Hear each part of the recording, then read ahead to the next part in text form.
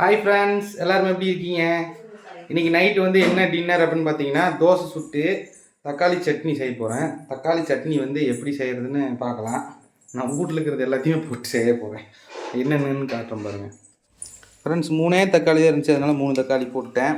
கொத்தமல்லி தழை கொஞ்சம் வாடின மாதிரி இருந்துச்சு, அதையும் கொஞ்சம் போட்டுட்டேன். இஞ்சி கொஞ்சம் போட்டிருக்கேன். 5 வரமிளகா, பூண்டு, பெரிய வெங்காயம், கருவேப்பிலை, சின்ன வெங்காயம் ஆல்ரெடி தொளிச்சு வச்சுருந்துங்கன்னு அதையும் சேர்த்திக்கிட்டேன். இப்போ இதெல்லாம் சேர்த்தி வணக்க போகிறப்போ ஃப்ரெண்ட்ஸ், இப்போ எண்ணெய் சூடாயிடுச்சு. கடுகு, உளுந்தம்பருப்பு,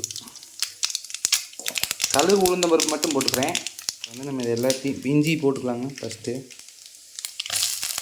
சிம்மில் வச்சுக்கலாம். எல்லாத்தையுமே அப்படியே கொட்டிடுறோம் பாருங்க. அஞ்சிஜோ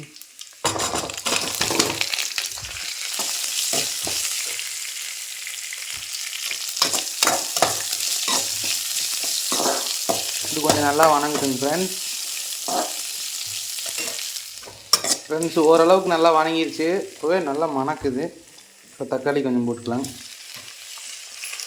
தக்காளி போட்டுட்டு அப்படியே உப்பு கொஞ்சம் போட்டுக்கலாங்க. உப்பு, அப்புறம் வந்து மஞ்சத்தூள்,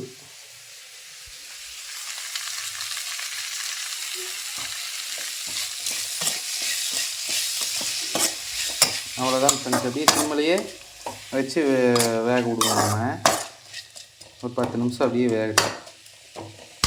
அவ்வளோதான் ஃப்ரெண்ட்ஸ். பாருங்கள், 10 நிமிஷம் ஆயிடுச்சு, நல்லா வணங்கிடுச்சு. இப்போ நம்ம வந்து ஆஃப் பண்ணிடலாம். சூடு ஆறுனதுக்கப்புறம் மிக்சியில் போட்டு அரைச்சிக்கலாம். ஃப்ரெண்ட்ஸ் பாருங்கள், எல்லாம் எடுத்து ஜாரில் கொட்டியாச்சு. வடச்சட்டியில் தண்ணி ஊற்றி இதுலேயும் கொஞ்சம் தண்ணி ஊற்றி கொட்டிட்டேன். இப்போ இதை நம்ம அரைச்சிடலாம்.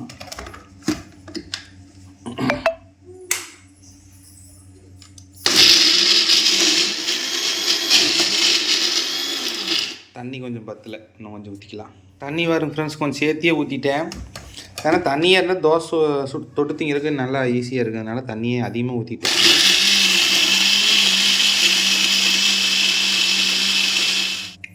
ஃப்ரெண்ட்ஸ் பாருங்கள், கரெக்டாக அரைச்சாச்சு. உப்பு பார்த்தேன், உப்பு கரெக்டாக இருக்குது. சூப்பராக இருக்குதுங்க சட்னி.